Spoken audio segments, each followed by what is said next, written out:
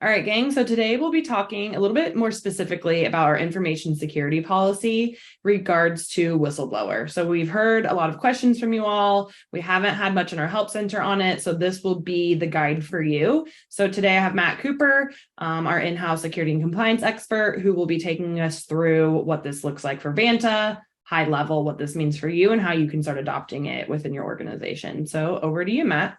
All right. Thanks, Caitlin. All right, folks. Well, there's understandably confusion here because it's a bit of a strange control. And so I'm going to give you a little bit of the background of why we're asking for this. And I'm going to do that by sharing the AICPA Trust Services criteria. So this is the SOC 2 criteria.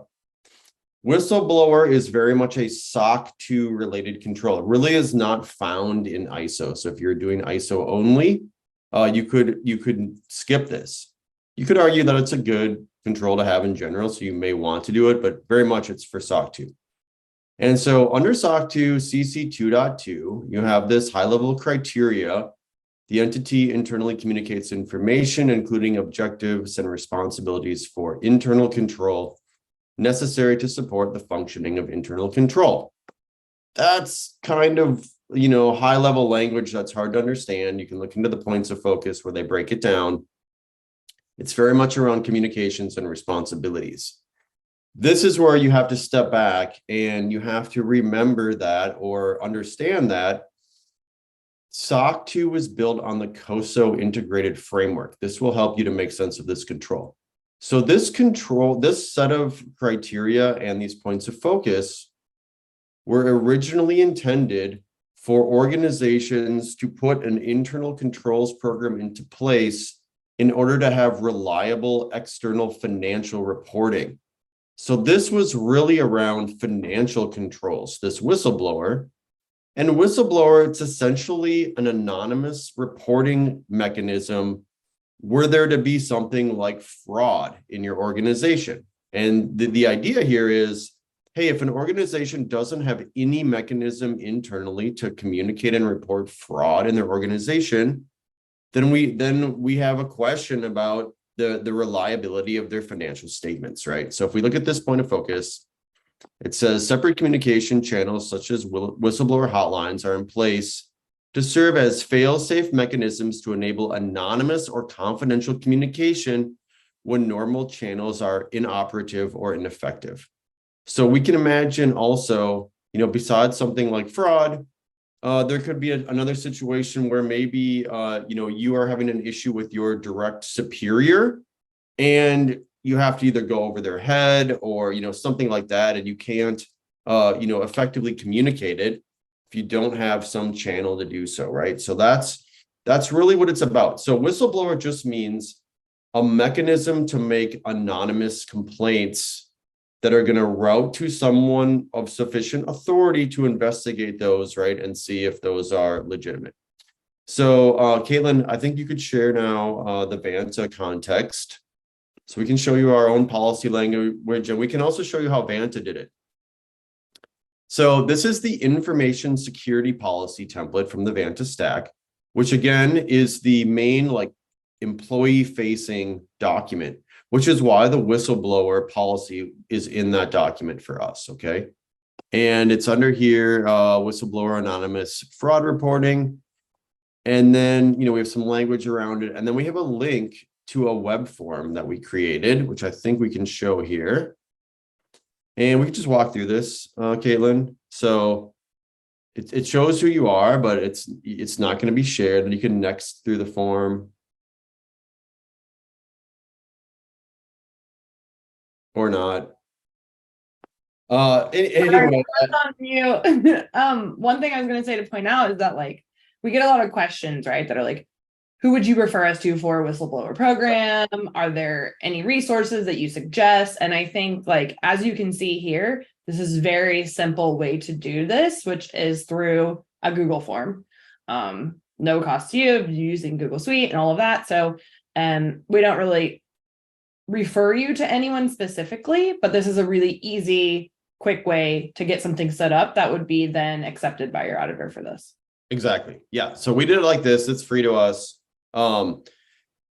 In terms of who else couldn't you use or what else could you do, you could literally Google, whistleblower service. It is, I would say, something of a low cost commodity service, and there are a number of different providers. We don't have a strong opinion on, who's who. It's something where I would frankly look to low cost unless you have like really a more compelling reason to, put together a more high-end program, or just DIY it. Now, if there's one risk to doing it yourself, which is you need to then test it, right? So if you were an audit and you're like, oh, blah, blah, blah, my whistleblower service, Google form, and then they're like, show me, right? Because this is what an auditor does, is they just check that the controls are working. And you go fill out your form and it's like, file not found, or like, it emails off to no one, right? Like the distribution list is bad. It's not going to work, right? Then you're going to have an exception. So that would be a reason to use a formal service. It's just going to work. Or you should still test it, but it's less likely to break. We just make sure when we're doing our annual policy review that we check the form. So we just send in, a test whistleblower thing. I don't know, Caitlin, if we can see the next screen. Yeah, we should be able to. And Matt, I guess my question here too is like, if you were to DIY it, would you need like a certain set of like people on the company side who gets access to this kind of flag? Like, yeah, would if you don't have a really robust team, is a DIY make sense, or does going to a third party make more sense? Sure. So you have the same problem, I would say, whether you have a third party or you DIY it, in that the third party is like an answering service, right? Like they're not going to investigate, they're just going to pass it on. But you have the question of like, who do you send it to, especially if you have a small team? One thing that's going to, I think, help keep you safe is,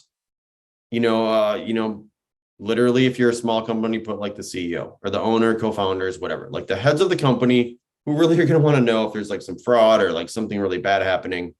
And ideally, you'd have a couple folks that are like independent. So like two senior leaders that are not answering to each other. You could have like some obvious ones would be head of HR, head of legal, or even like a CFO, if you're a small group, and maybe the CEO. Now, I have also arguments that you do not do your CEO or co-founder, just as a way to insulate them slightly, which I think actually makes sense. But a head of legal, CFO, head of HR, I think would be the natural folks, and like at least two of them. Because if it just goes to your head of HR, but your head of HR is actually the problem, right? Then that wouldn't be an effective mechanism. That would be my recommendation. Now, that being said, there are no prescriptive requirements around who actually gets it. So it's more like passing the smell test, I would say. Like, if you're just sending your whistleblower form to your sysadmin who made it as she was prepping for SOC 2, that doesn't really make logical sense, right? But as long as you're sending it to a couple senior leaders and you're like, hey, this is how we do it, there's really nothing for the auditor to say. All they're looking for is, do you have anonymous communication mechanism for SOC 2? Great. Okay. And then if I click through here. So we have some prompts here. Again, we made these up. You could do it slightly differently, but generally, again, you're just looking for, hey, why are you sending me an anonymous complaint? Yep. So like date, time, obviously, description, who was involved, like being specific in that way. Yep. Pretty simple and straightforward. So then if I were to fill this out and I would click submit, this would go to who on our side? Yeah, it goes to head of legal and I believe HR, but there's at least a couple folks in legal that it goes to who are, effectively have independence from each other. Great. Awesome. Anything else you would add on the whistleblower piece? No, it's really as simple as that, folks. Like this should be kind of an easy control to do. You just need to put something in place for SOC 2. Great. Thanks, Matt. Cool.